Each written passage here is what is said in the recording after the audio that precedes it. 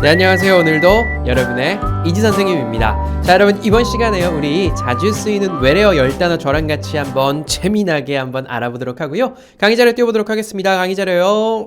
자, 여기 보이시는 10개의 단어를 저랑 천천히 재미있게 한번 알아볼 건데요. NFT라고 해서 요즘 자주 쓰이는 말부터 시작해서요. 이케아, 피싱, 멀티태스킹, 리얼리티, 재즈, 미란다 원칙, 제임스 웹, 망원경이에요. 밴쿠버 회자정리라고 하는 사자성어까지 저랑 같이 천천히 한번 알아보시면 좋을 것 같고요. 뭐 공부라고 생각하지 마시고 그냥 라디오 듣는다고 생각하시고 내 상식이 좀 올라가겠구나 이런 마음으로 들어주시면 좋을 것 같습니다. 다음 장이요.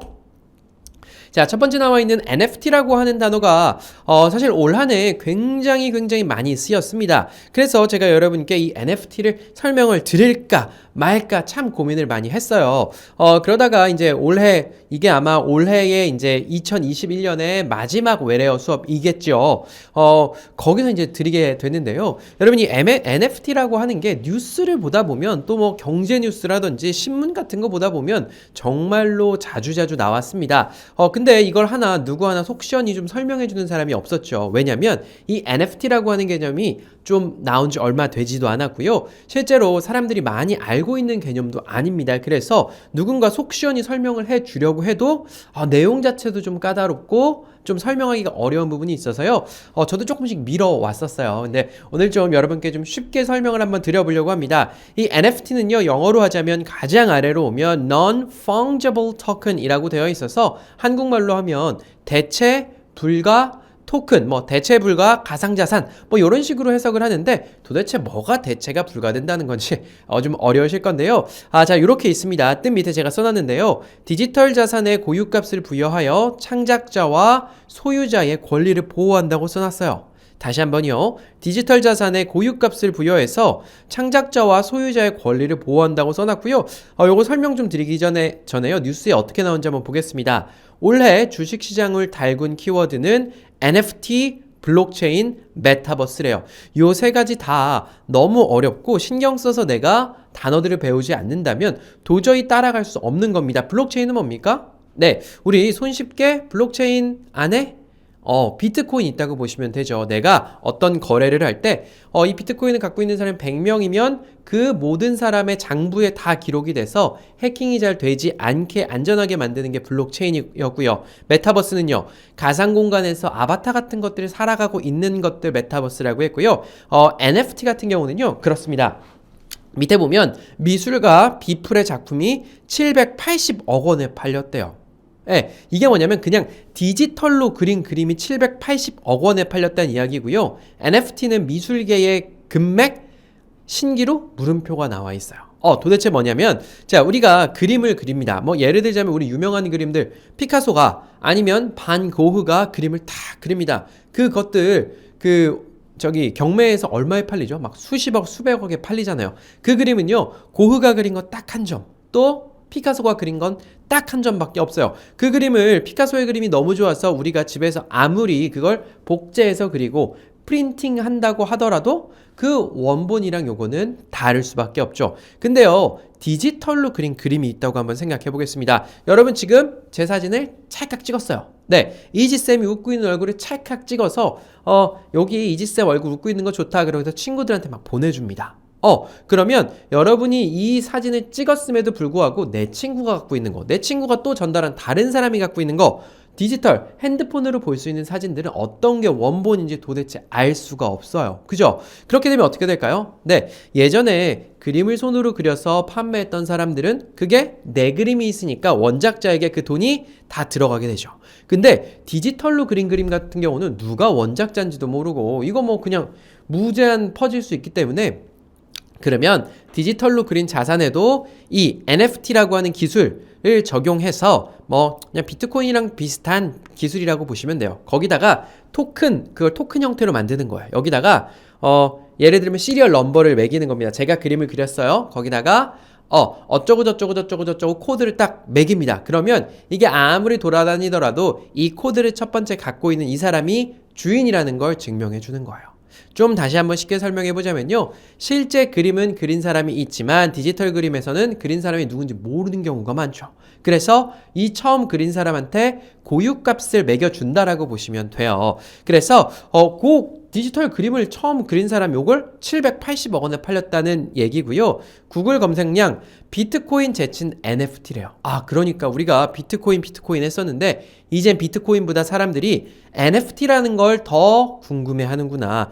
이게 게임의 미래에 쏟아지는 NFT 아이템이라는 것도 있는데요. 게임에도 적용돼요. 뭐 예를 들자면 내가 게임에서 어떤 아이템을 돈 주고 샀대요. 근데 그 게임이 없어져 버린다든지 이게 다른 사람이 복제해 버린다든지 그러지 못하게 내가 가지고 있는 게임 아이템에 그 고유값을 부여하고 이 고유값이 부여된 걸 서로 거래하는 게 이제 NFT 시장이 되는데 이게 그래 디지털로 그린 그림에다가 고유 번호를 적어놨구나라고 이해하시면 되는데 그래서 이게 왜? 라고 생각하실 수 있어요. 저도 그래서 이게 뭐가 어쩌다는 거야 라고 생각했는데 이게 이제 미래에는 점점 더 그 규모가 커져서 일반 사람들도 디지털로 그림을 그리고 그걸 통해서 판매를 하고 수익을 얻는 그 시장이 크게 열린다고 해서 이 NFT와 관련된 주식들 또 뭐 암호화폐들이 올해 막 천정부지 가격으로 솟았다라고 해서 NFT라는 단어가 나왔고요. 앞으로는 이 NFT라고 하는 단어가 아마 여러분의 일상에도 많이 파고들 겁니다. 어딘가서 보다 보면 뭐 NFT 할 건데 디지털 자산에다가 뭐 그림뿐만 아니라 뭐 음악이 될 수도 있고요. 동영상이 될 수도 있습니다. 그런 거에다가 고유값들을 매겨놓는 거구나 라고 생각해 주시면 좋겠고요. 요거 이해가 혹시 안 되셨다면 제 설명이 좀 부족했던 것 같고요. 다음으로 넘어가 보겠습니다. 자, 다음 장에는요. 우리 이케아라고 하는 단어가 나와 있죠. 뭐 보통 이거 한국에서 이케아라고 부르고 뭐 외국에서는 아이케아라고 부르는 경우들이 좀 더 많은 것 같아요. 우리나라에 이케아가 들어온 지 벌써 얼마나 됐죠? 10여 년이 좀 지난 것 같은데요. 이 이케아는 우리가 사실 스웨덴 하면 뭐 어떤 기업 떠오르세요? 예전에 볼보라고 한 자동차가 스웨덴 거였죠. 그게 트럭 부분 빼놓고 승용차 부분은 다 중국으로 넘어갔어요. 그래서 지금 보면 도로에 볼보 많이 돌아다니죠. 그거 주인은 이제 중국 자동차가 되는 거고요. 그거 말고 스웨덴에서 정말 유명한 그룹 기업이 바로 이 이케아라고 해서 가구 브랜드죠. 그래서 한국에도 저는 어디 가봤냐면 이 광명 이케아를 한번 가봤었고 고향이죠. 일산에 있는 이케아를 여러 차례 갔었는데요. 여러분 여기 지금 뒤에 화면 잘려서 안 보이시겠지만 여기 뒤에 있는 장식장도 이케아에서 샀던 거예요. 네, 이 이케아는요 그냥 가구를 많이 쇼룸에다 전시해놓고 판다고 보시면 되고요. 처음 들어왔을 때 저도 이케아 갔을 때 와 가구 이쁜 거 정말 많다. 그런데 생각보다 가격이 싸구나라는 생각을 좀 해서 그때 거기서 이제 몇 개 주문을 해서 했었는데 이거 자꾸 시키다 보니까 좀 불편함이 있습니다. 너무 이게 배송의 효율성을 위해서 그냥 너무 무겁게 그냥 딱 와요. 그거 조립하려면 너무너무 오래 걸려요. 그래서 저는 요새 사실 그냥 가구 살 때 이케아 말고 그냥 인터넷 쇼핑이라든지 아니면 아현동 거기 가본 지 좀 오래됐어요. 아현동 가구 상가 요런데 가구 단지 같은 데 가서 사곤 했는데요. 이케아 처음 들어올 때 이랬습니다. 지역 가구 업체들이 막 망한다고 했고 실제로도 좀 타격이 있는 것 같아요. 지역 가구 업체의 폐기 이케아 한샘 옆에 매장 냈다. 그러니까 이 이케아는 한국에서 가구라든지 인테리어 대표업체 꼽아봐라 하면 우리 한샘 꽂죠. 수입산에서는요 그냥 이 이케아 꼽아주시면 됩니다. 이 이케아가요 한국에만 유명한 게 아니라 해외 가면 더 유명합니다. 제가 그 예전에 교환학생으로 독일에 나갔을 때 가자마자 처음 갔던 곳이 바로 이케아였어요. 그냥 방에 침대 하나 띡 놓여져 있어요. 그러니까 가서 침대 보드 사야 되고요. 가봤더니 화분도 이쁜 거 있어서 화분도 사왔고요. 집에서 필요한 쓸만한 것들 가구들 이케아 가서 많이 장만했고 해외에서는 이케아를 정말 많이 쓴다. 광명 기흥 성공한 이케아 상권 부산으로 모인다. 네, 이케아 근처에 있는 상권까지 해서 이케아가 부산에 상륙하려는 모양이고요. 이케아 코리아 첫 감사 보고서가 나왔다는데 저도 궁금해서 읽어봤더니 이케아가 생각보다 이익을 별로 못 내고 있었더라고요. 그래서 작년에는 광고 비용을 많이 줄이고 조금 더 이익을 좀 내게 됐다라는 보고서였고요. 폭설에 이케아에 발목했던 손님들 행복한 피난이었다. 네, 덴마크에 눈이 갑자기 너무 많이 와서 이케아에 구경 갔던 손님들이 갇혀버렸대요. 이게 뭐 예를 들자면 철물점에 갇힌다든지 뭐 좀 몸을 누일 데도 없는 곳에 갇혔으면 좀 힘들었겠지만 이케아는 어떻습니까? 네, 거기 안에 침대 수십 개 있고 소파도 수십 개 있어요. 거기 먹을 것도 있다고 해요. 우리나라 가도 푸드코트 있는데 거기 갇혀서 하룻밤 지냈는데 각자 원하는 침대 골라가지고 그 침대에서 잠을 자서 아주 좋았어요. 뭐 이런 기사도 있었다. 다음 장 가보겠습니다. 자, 다음 장에는요, 피싱이라고 하는 단어 알려드릴게요. 제가 이 외래어 하면서 가끔씩 여러분께 보이스 피싱 이야기를 많이 드렸는데요. 이 보이스 피싱이 그냥 이 피싱의 일종이라고 생각하시면 되죠. 피싱을 할 수 있는 방법은 참 여러 가지가 있습니다. 그 중에 우리에게 가장 많이 알려진 게 보이스 피싱이 되겠죠. 그리고 요즘 유명한 거는요, 스미싱이라는 거 있어서 제가 각각 한 번씩 여러분께 소개를 좀 해드렸었어요. 가장 아랫줄에 보면요, private data를 phishing 하는 거라고 써놨는데요. private 하면 개인의, data 하면은 데이터죠. 개인 정보를 phishing, 마치 우리가 낚시해서 밑밥을 딱 던지면 물고기들이 와서 낼름 물면 어떻게 됩니까? 그거 입에 걸려가지고 끌려 올라가는 거죠. 죽음의 줄이잖아요. 그런 것처럼 개인의 정보를 이렇게 푹 던져가지고 끌어올리는 거예요. 그러다 보니까 이게 뭐 전화로 하는 건 우리가 목소리로 하는 건 보이스피싱이라고 하고요. 문자 보내는 건 SMS를 이용해서 스미싱이라고 하거든요. 그 외에 뭐 이메일로 하는 방법도 있고요. 뭐 뭔가를 해서 거짓말을 하고 사기를 쳐서 개인 정보를 빼내고 그걸 통해서 금전적인 이득을 얻는 걸 우리가 보통 피싱이라고 합니다. 밑에 뉴스 보자면요. 은행원 신고에 보이스피싱범이 체포되었대요. 저도 얼마 전에 요거 비슷한 뉴스 봤었는데요. 그 어떤 한 60대, 70대 정도 되는 남성분이었던 것 같아요. 은행에 와서 어디다가 돈을 몇 천만 원 입금해달라고 계속 이야기했대요. 이거 그러시면 안 된다. 그러시면 안 된다. 은행원이 계속 말려도 그분은 어디에 홀린 듯이 계속해서 돈만 달라고 했답니다. 그래서 결국 경찰이 오고 확인해 본 결과 그 보이스피싱이었죠. 전 재산 다 날릴 뻔했었어요. 그거 은행원이 신고를 해줬고 실제로 저는 뭐 보이스피싱 이런 거 도대체 왜 걸리는 거야 라고 생각하지만 사람이 뭔가 획득할 때가 있대요. 그리고 어디선가 막 되게 진짜 내가 필요로 하는 시점에 뭐가 탁 오나 봐요. 그러면 이게 약간 좀 눈이 탁 돌아가는 경우들이 생긴다고 하거든요. 뭐 예를 들자면 이렇습니다. 자영업 하시는 분들 많이 계실 거예요. 실제로 우리나라가 자영업자 비율이 굉장히 뭐 전 세계에서 가장 최고 수준으로 높은 나라인데요. 지금 코로나 때문에 자영업자분들 많이 힘드시죠. 그래서 나라에서 소상공인 방역 지원금을 지급하기 시작했다라고 합니다. 그런데 실제로 제대로 지급하겠다고 문자가 오는 경우도 있지만 사람들이 이거를 악용해서 피싱 내지는 스미싱을 하는 경우들이 있대요. 뭐 예를 들자면 뭐 어려우신 분들 대출해드립니다 라고 해서 대출 서류 작성한다고 개인정보를 다 빼돌린 다음에 그걸로 돈을 빼가는 경우들도 생긴다는 거죠. 그래서 내가 뉴스에서 봤고 뭐 하더라도 한 번 더 확인하시면 좋을 것 같고요. 요새 뭐 그렇다고 하더라고요. 막 어디다 전화하면 중간에서 전화 번호 가는 것까지 가로채서 뭐 경찰서인 척, 은행인 척까지 한다고 하니까 다른 사람에게 돈 보내거나 돈 누가 찾아달라고 한다거나 하면은 무지무지하게 조심하시면 좋을 것 같고요. 올해 보이스피싱 피해 금액이 벌써 1조 가까이 됐대요. 1조 원이 어마어마하죠. 범죄도 비대면화 잡고 보니 경찰에서 이 사이버 범죄팀이라고 사이버 범죄 잡던 그 경찰이 퇴직해서 보이스피싱 했던 경우도 있다라고 하고요. 또 이런 나쁜 녀석들도 있대요. 누가 보이스피싱을 당했어요. 그래서 저 보이스피싱 당했으니까 저 좀 구해주세요라고 인터넷 찾아봤더니 돈 주면 우리가 구해줄게. 뭐 이런 방법으로 구해줄게라고 해서 거기다 돈을 줬더니 이 녀석도 보이스피싱범이에요. 그거 먹고 또 날랐대요. 참 나쁜 놈들 참 많은 것 같아요. 이게 사실 제가 웃고는 있지만 웃을 일은 아니죠. 그래서 여러분들도 이 피싱 자체 좀 조심하시면 좋을 것 같고요. 다음 장 가보면요.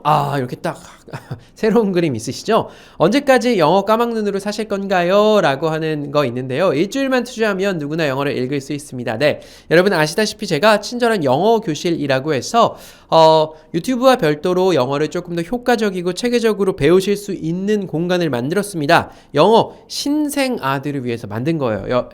여기 7권의 책이 있는데요. 이 중에서 진짜로 요거 한 권만 요 안에 다 영어 읽기만 들어가 있어요. 그래서 나는 ABC도 못 읽어요. 아니면 나는 아주 기초적인 영어만 읽을 수 있어요 라고 하시는 분들께 여기보다 더 적합한 공부할 곳은 없다. 다음 장 한번 가보겠습니다. 네, 방금 보여드렸던 교재가 이렇게 7권으로 구성이 되어 있고요. 책 안에 보면 글씨가 정말로 큼직하게 잘 써 있습니다. 그래서 여러분 책 따라오시면서 제가 강의하거든요. 그 강의만 쭉쭉 그냥 따라 들으시면 네, 영어 금세 느실 수 있고요. 다음 장 가보겠습니다. 네, 누구나 가능합니다. 그리고 제일 쉬운 방법으로 가르치고요. 저랑 영어 이제 미국에서 학창 시절 보내고 대학까지 나온 제이미 쌤이란 분이랑 둘이랑 같이 연구해서 강의 만든 거니까요. 여러분 이 친절한 영어교실 사이트 많이 놀러 와서 한번 확인해 보시고요. 유료 강의예요. 네, 유료 강의고요. 와서 확인해 보시고 나 이거 듣고 올 한 해 내년에는 나 좀 한번 도전해 봐야겠다. 언제까지 내가 영어 까막눈으로 살 수는 없지? 라고 하시는 분들은요. 많이 들어와 주시면 감사하겠습니다. 어떻게 들어옵니까? 네. 그 영상 밑에 링크 있거든요. 그거 클릭하시거나 아니면 네이버에서 친절한 영어교실 치시면 한 3번째 정도 나와요. 예, 거기 들어오시거나 아니면 그것도 잘 모르시겠으면 들어오지 마시고요. 그냥 저희 전화 주세요. 02-6375-0300으로 저희 전화 주시면 가입과 결제까지 다 도와드리도록 하겠습니다. 다음 장이에요. 자, 다음 장에 있는 단어는요. 멀티태스킹이라고 하는 단어가 있고요. 여러분 멀티라고 하면 어떤 느낌 드세요? 우리 멀티 가장 많이 쓰는 말 뭡니까? 멀티 비타민. 우리 한국말로 하면 보통 종합 비타민이라고 많이 하는데 이 비타민이 우리 몸에 꼭 필요하죠. 저 같은 경우는 종합 비타민제를 먹던 게 있는데 그게 떨어져서 집에다가 사놨는데 그거 못 갖고 와서 종합 비타민을 한동안 못 먹었는데 지금 여기 사무실에 비타민 D가 있어서 비타민 D는 일주일에 한 2번 정도 챙겨 먹고 있어요. 비타민 D는 우리가 햇빛을 받아야만 우리 몸에서 합성이 되는데 보통 한국인의 99% 정도는 비타민 D가 부족하다고 하더라고요. 이런 그냥 비타민 A, B, C, D 그냥 이렇게 따지는 게 아니라 이 비타민 다 들어있는 종합 비타민을 우리 보통 멀티 비타민이라고 합니다. 이 멀티라는 건 여러 개, 다수의라는 뜻이에요. 그리고요, 여기 tasking이라고 나와 있는데 여기서 task라고 하면 보통 우리가 일 아니면 어떤 해야 될 과업 같은 걸 말해요. 그러니까 이 multitasking은 다수의 일을 처리하는 것을 말합니다. 동시에 2가지 이상의 작업을 하는 건데요. 여러분 지금 제 거 틀어 놓으시고 다른 일 하고 계신 분 혹시 계십니까? 예를 들자면 그런 거죠. 설거지를 하면서 딸그락 설거지하면서 이지쌤 여기 영상 틀어놓는다든지 귀로만 듣습니다. 굳이 눈으로 안 봐도 괜찮잖아요. 운동하면서 이지쌤이랑 영어 수업 같이 하는 건 역시도 멀티태스킹이겠죠. 아니면 3가지, 4가지 하시는 분들도 있죠. 아이 밥 먹이시면서 밥 먹다가 보면 테레비도 귀로 들었다가 저희 가서 또 이렇게 프라이팬도 뒤집고 하는데 이게 보면요. 여자가 남자보다 멀티태스킹을 잘하는 이유가 과학적으로 입증됐다라는 기사가 있어요. 실제로 남자랑 여자의 뇌구조를 놓고 타다닥 비교해 보니까 남자는 보통 한 가지 일에 집중하는 걸 조금 더 잘하더라. 근데 여성 같은 경우는요, 한 가지 일뿐만 아니라 2가지, 3가지 일을 동시에도 수행할 수 있는 능력이 있더라. 보편적으로란 이야기, 보편적으로 그렇고요. 멀티태스킹 능력은 꼭 필요한 걸까라고 하는 기사도 있었습니다. 제 생각에는요, 멀티태스킹 할 수 있다면, 하면서도 성과가 난다면 그냥 하면 되는 거고요. 저는 개인적으로 멀티태스킹을 정말로 못합니다. 예.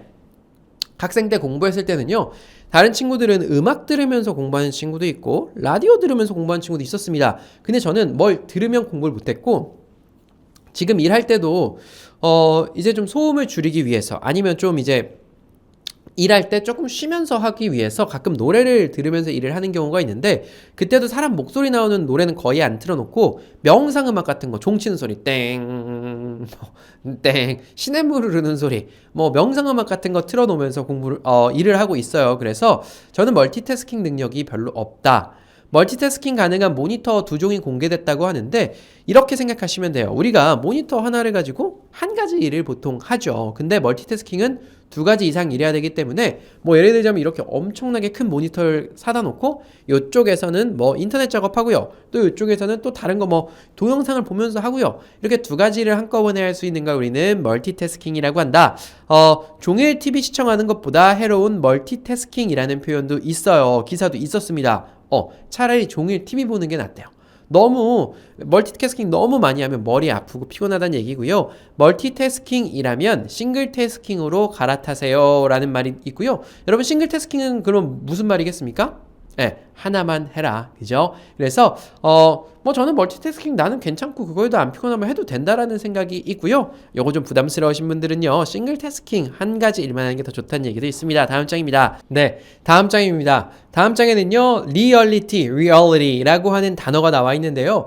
이거 사실 그냥 우리가 영어 배울 때 영어에서 굉장히 많이 쓰는 단어예요. 그런데 요거를 리얼리티라고 해서 한국말로 바꿔서 한국에서도 요새 정말 많이 쓰죠. 요거 그냥 영어 뜻 보자면요. 그냥 현실이에요. 가로치고 제가 실제 상황이나 실제 존재하는 것이라고 써놨는데요. 네, 맞습니다.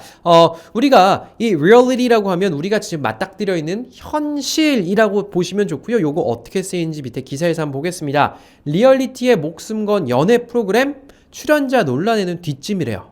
예전에 제가 진짜 좋아했던 프로그램이 하나 있었는데 제가 총각일 때 짝이라고 하는 프로그램이 있었어요. 남자 1호, 여자 1호 뭐 이렇게 나와가지고 일반 사람들 나와서 거기서 실제로 이렇게 서로 지내보면서 나 저 사람 마음에 들어 해서 커플이 돼서 나가는 뭐 그런 거였는데 그게 좀 없어졌다가 요새 비슷한 프로그램 하나 하거든요. 거기서 실제로 그러니까 기획자, PD들이 최소한만 간섭을 하고 실제로 어떤 일이 벌어지는지 보는 그런 것들을 우리가 리얼리티라고 하죠. 화끈한 데이팅 리얼리티 쇼, 그리고 우리가 리얼리티 쇼라고 이야기도 많이 하는데요. 특히나 일반인이라든지 아니면 연예인들이 나와서 각본 없이, 그죠? 우리 드라마나 영화 보면 어떻게 되죠? 대본에 나와 있는 거 그대로 다 읽어야 됩니다. 그죠? 스토리도 정해져 있고요. 그게 아니라 실제 상황에 맞닥뜨리면서 대본 없이 가는 것을 리얼리티 쇼라고 합니다. 허재가요, KBS 리얼리티 최우수상을 받았대요. 뭔가 리얼리티 최우수상이라고 하면, 우리 흔히 말하는 예능 있잖아요. 그죠? 특히나 리얼리티 예능, 실제로 그 드라마 대본처럼 대본 없이 나와서 하는 거에서 이분이 잘했구나. 빵빵 리얼리티가 살아있는 전쟁 실화래요. 역시나 어떤 느낌입니까? 어떤 영화 이름이겠지만 전쟁 실화, 리얼리티가 살아있다. 마치 전쟁에 온 것처럼 현실감 있게 만든 것을 리얼리티가 살아있다라고 이야기하고요.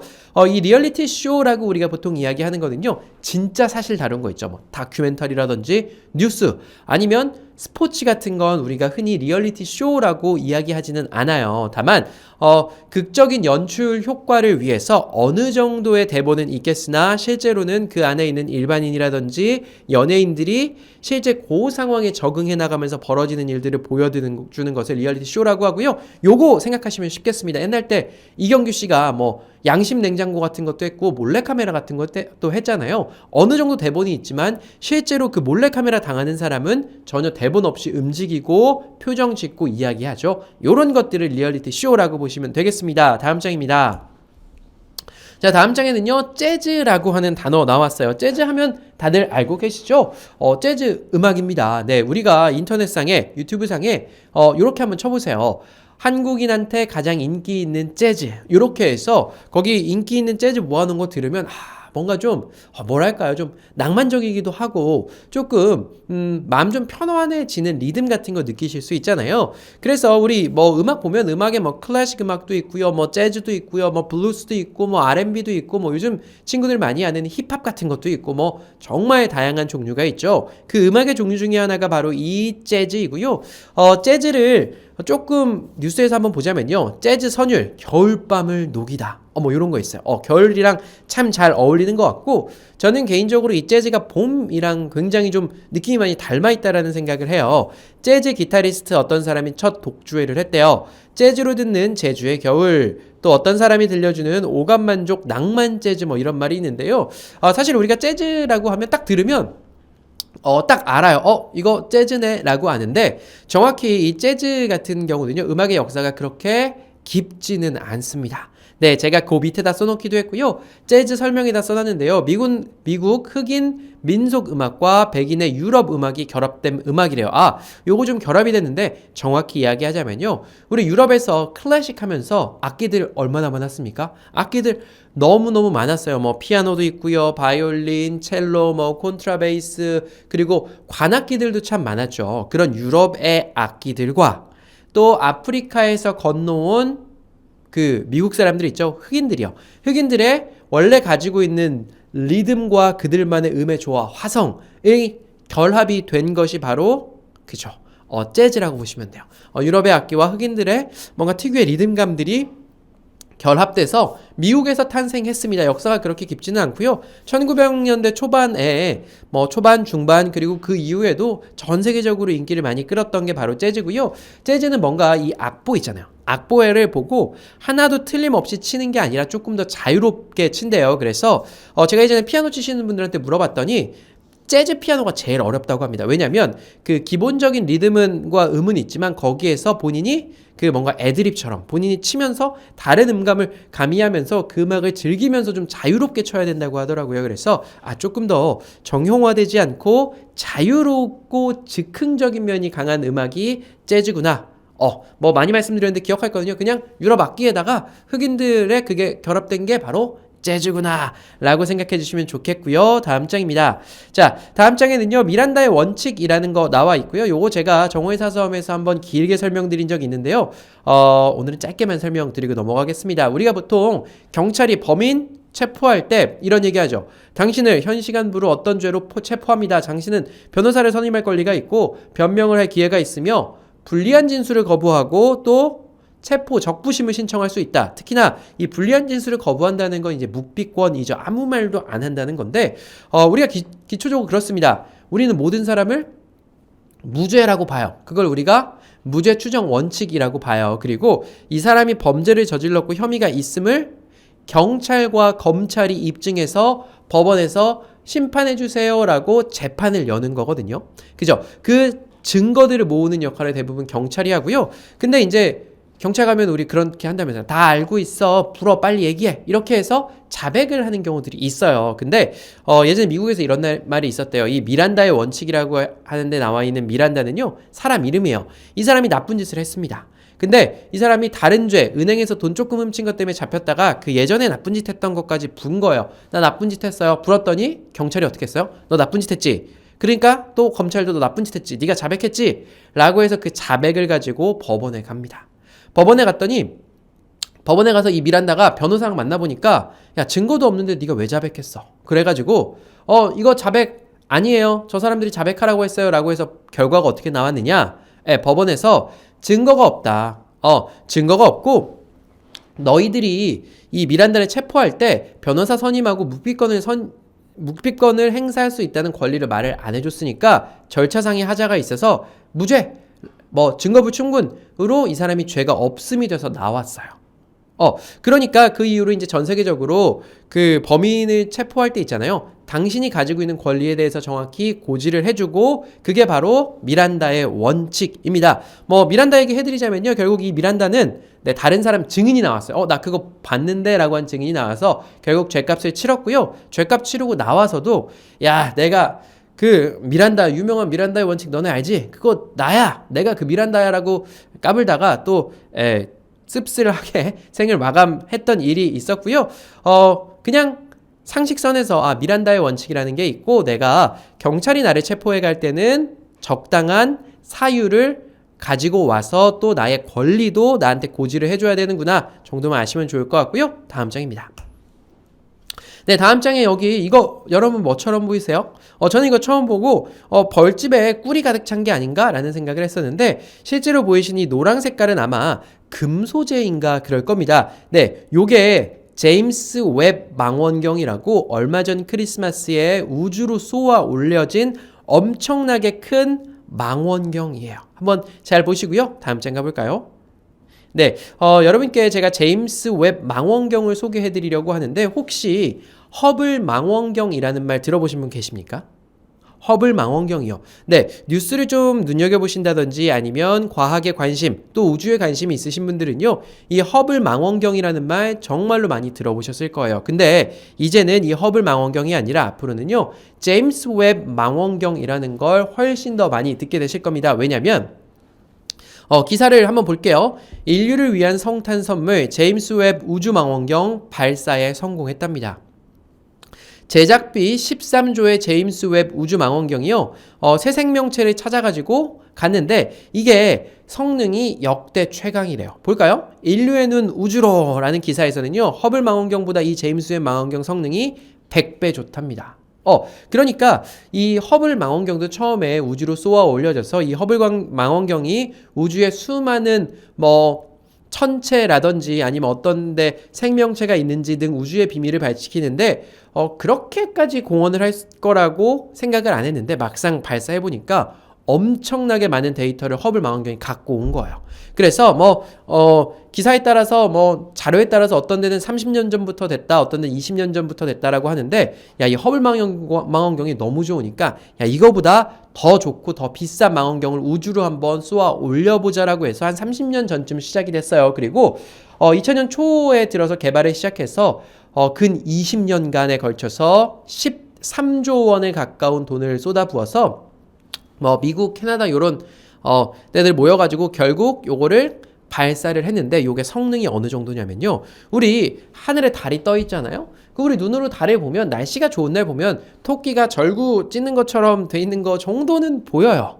근데 그거보다 더 자세히 안 보이죠. 나중에 망원경을 개발해서 보니까 저거는 토끼가 아니라 그 달의 운석이, 소행성들이 충돌해서 생긴 구덩이였구나를 알았던 거죠. 근데 이 제임스 웹 우주 망원경으로 보게 된다면 그 달에 있잖아요. 거기 호박벌 같은 벌이 날아다닌다고 보면 그 벌이 쭉 날아가는 거, 그거 10가지 감지할 수 있대요. 벌 한 마리, 요만한 벌이 저기 달나라에 있는 것까지 관측할 수 있을 정도로 성능이 좋은 녀석이고요. 요거 이제 쏘아 올려서 우주가 어떻게 생겼는지, 또 우주의 수많은 천체들, 또 수많은 은하들이 있잖아요. 그 은하들 중에서 실제로 대기의 구성이라든지 표면의 구성, 또 그 안에 있는 물질들을 분석해서 생명체가 살만한 후보군의 행성들도 찾는다고 하고요. 상당히 다양한 일을 할 것으로 보입니다. 이 제임스 웹이라는 이름은 우리 아폴로호가 저기 달에 착륙했잖아요. 그 아폴로 프로젝트를 지휘했던 나사에 계셨던 분이 제임스 웹이래요. 그래서 그 사람 이름 따서 허블 망원경 이후에는 제임스 웹 망원경을 우주로 쏘아 올렸다. 이게 한 6개월 정도 이후부터 작전을 시작한다고 하니까 그 이후에 들어오는 사진들이라든지 우주의 신비에 대해서 많이 밝혀질 것 같다는 생각이 들고요. 다음 장 가보겠습니다. 자, 다음 장에는요, 요거 지도가 하나 나와 있어요. 좀 지도가 작으실 수도 있는데요. 제가 빨간색으로 줄을 쫙 그어놨어요. 이게 나라의 국경선인데, 우리나라 같은 경우는 국경선이 일자로 쫙 그어진 적이 없잖아요. 38선 꼬불꼬불하고 바다랑 이어진 우리 동서 남해도 다 꼬불꼬불한데, 요거는 이제 미국과 캐나다의 국경입니다. 네, 그 밑에 보면요, 우리 시애틀의 잠 못 이루는 밤이다 해서 굉장히 큰 도시 시애틀이 밑에 보이고요. 그 밑에 보면 포틀랜드가 보여요. 그리고 그보다 좀 더 내려가면 지도에 안 나와 있지만 샌프란시스코 있고요. 그보다 더 내려가면 LA가 나오거든요. 요쪽 미국의 서쪽 라인에서 미국의 딱 국경선을 절단하고 나면 이 국경선에 바로 붙어 있는 캐나다의 도시가 있는데, 이곳이 바로 밴쿠버입니다. 다음 장 가볼까요? 네, 밴쿠버의 사진이에요. 밴쿠버는 여기 바다랑 붙어 있잖아요. 그죠? 바다 근처에는 또 강도 많이 흐르고, 그러니까 이렇게 물이랑 나와 있는 사진들이 참 많고요. 이 밴쿠버라는 도시를 조금 알아보려고 하는데요. 다음 장 한번 가보겠습니다. 네, 이 밴쿠버는 캐나다 서부의 대도시라고 되어 있고요. 여러분, 우리가 캐나다를 생각하면 가장 먼저 떠오르는 건 뭐죠? 단풍잎 떠오르실 수도 있어요. 그 단풍잎 메이플 시럽 떠오르실 수도 있고, 아니면 아이스하키를 한다든지, 아니면 뭔가 얼음 산맥 같은 거 막 떠오릅니다. 겨울에요. 눈이 너무 많이 오고. 근데 이 밴쿠버는요, 눈이 거의 안 와요. 한국보다 겨울에 훨씬 더 따뜻하고요. 여름 날씨는 너무너무 좋대요. 저도 사실 밴쿠버 한 번도 못 가봤어요. 시애틀까지는 가봤는데 밴쿠버는 못 가봤는데, 여름 날씨는 한국보다 좀 낮에는 덥지만 꽤 밤에는 선선한, 그러니까 사람이 살기 좋은 날씨죠. 겨울도 극단적으로 춥지 않고, 다만 겨울에는 비가 계속해서 내린다고 하는데, 우리나라 사람들 중에서 이 밴쿠버 가서 살고 있는 사람 참 많고요. 우리가 보통 캐나다로 간다, 캐나다로 이민 간다 하면 대부분 밴쿠버 아니면 토론토로 가는데, 그 중에 한 도시가 이 밴쿠버이다. 북미에서, 그러니까 미국이랑 캐나다를 통틀어서 아시아 사람들이 가장 많이 사는 도시가 바로 이 밴쿠버예요. 거기에 화교, 중국 사람들 내지는 중국 출신과 비슷한 홍콩 사람들이라든지 이런 사람들 합쳐서 화교가 47만 명이나 살고 있고요. 한국 사람들도 5만 명을 훌쩍 넘겨서 살고 있다고 합니다. 캐나다는 사실 예전에 영국의 식민지이기도 했고, 뭐 어쨌든 백인들이 유럽에서 건너와서 많이 살았었는데 워낙 그 이민에 조금 더 미국보다 관대한 정책을 취하고 있어서 이 밴쿠버 같은 경우는요, 비백인 인구, 백인이 아닌 사람들이 벌써 50%에 육박했대요. 실제로 여기 가보면요, 이게 아시안가? 뭐 이런 농담도 있대요. 여기 인도 사람 3분의 1 살고 중국 사람 3분의 1 살고 백인 3분의 1 산다라는 이야기가 있을 정도로 굉장히 많은 외국인들이 거기 살고 있고요. 심지어 백인이 아닌 뭐 저기 인도 사람, 또 동양 사람, 가끔 이제 남미 사람들도 살고 있다고 하는데요. 여기 점점 이제 한국 사람들 사는 사람들이 많아질 것 같아요. 다만 여기가 캐나다가 이민으로 치면 살기가 굉장히 좋은 나라인데 국가에서 의료 서비스가 굉장히 잘 되어 있고, 뭐 미국 같은 경우는 그 의료비가 너무 비싸서 실제로 아파도 병원에 잘 못 간다든지, 대기업 다니면 그 미국에서 의료보험을 해줘요. 회사에서 의료보험 막 비싼 걸 해줘가지고 치료받을 수 있지만, 미국 같은 데 가서 진짜 뭐 잘못해서 딱 쓰러졌다, 병원 수술 받는다 그러면 막 수술비가 몇 억이 나옵니다. 몇 억이요. 팔이 부러져서 병원 가서 깁스를 하면 깁스하는데 몇 백만 원이 나와요. 의료보험이 없다면 말이죠. 근데 이제 국가 책임으로 캐나다 의료가 잘 되어 있고, 치안도 미국 가면 좀 무섭잖아요. 총 때문에. 굉장히 미국에 비해서는 잘 되어 있는 편이고, 교육 여건도 좋아서 사람들이 많이 이민을 가요. 그리고 인종차별 같은 경우도 물론 없을 수는 없겠지만 미국보다는 좀 덜하다는 평이 있어요. 그래서 이 밴쿠버에 동양에 사는 부자들이 많이 넘어갔나 봐요. 그래서 이 밴쿠버가 미국 포함해서 이 북미 지역에서 그 소득 대비해서 집값이 가장 비싼 도시래요. 뭐 서울도 살기 힘들어서 집값 너무 비싼데 밴쿠버도 비싸다고 하고요. 해외로 한번 나가볼까 생각하시는 분들은 요 밴쿠버 좀 알아두시면 좋을 것 같고, 이미 자녀분들이 밴쿠버에 계시는 분들도 계실 거예요. 다음 주에 가보겠습니다. 자, 마지막 우리가 오늘 배워볼 단어는요, 회자정리라고 하는 단어입니다. 이 회자정리라고 하면 그 제가 밑에다가 써놨어요. 만날 회, 놈, 자, 반드시 정, 헤어질 리라고 써놨어요. 만나는 놈, 그래서 놈자니까 사람이죠. 만나는 사람은 반드시 헤어진다 라고 하는 표현이고요. 위에 나와 있죠? 만나면 언젠가는 헤어진다. 네, 요 말이 어디 이제 자주 그 인용되냐면, 그 우리 불교에서 석가모니 있죠. 석가모니가 그 부처님이요, 자신의 임종을 지켜보는 제자들에게 마지막으로 전한 한마디가, 제자들이 그랬을 거 아니에요. 스승님 막 그러고 있었을 때 석가모니가 깨달음을 얻으신 분이니까 이렇게 얘기했죠. 세상에 영원한 것은 없다. 만나면 반드시 이별한다 라고 해서 그때 뭐 회자정리라는 말이 있었고요. 그리고 우리 또 뭐 이런 거 있죠. 회자정리이며 뭐 거자필반이다 라고 해서 회자정리랑 쌍둥이처럼 거자필반 많이 나오는데요. 간 사람, 떠나간 사람은요, 필, 반드시, 다시 돌아온다. 그러니까 만남이 있으면 헤어짐이 있고 떠남이 있으면 돌아옴이 있다라고 하는 뭐 이 만고불변의 진리를 우리가 회자정리라고 유식한 말로 쓰는 거고요. 이런 표현은 제가 뉴스에 아무리 검색해봐도 안 나오더라고요. 코로나와 회자정리를 바라면 점점점 제가 쓴 건데, 사실 회자정리라는 게 이제 사람 사이의 만남이 있다가 그 이별이 있음을 이야기하는 거기 때문에 코로나와 우리의 만남에 대해서 쓰기에 적합한지는 잘 모르겠어요. 근데 모든 사람이 만나면 헤어지듯이 우리도 코로나랑 만났으니까 언젠가는 이 이별하는 날이 오지 않을까라는 생각이 들고요. 여러분 오늘도 긴 강의 들어주시느라 감사드리고, 다음 주면 내년이죠. 그죠? 내년에 또 새로운 모습으로 여러분 앞에 외래어 가지고 서겠고요. 제가 예전에 외래어 언제 끝날지 모른다고 말씀드렸는데 다음 거를 제가 기획을 계속 하고 있는데 조금 늦어져서 외래어 조금 더 할 것 같습니다. 여러분 오늘 강의는 여기까지 하도록 하고요. 오늘도 감사합니다.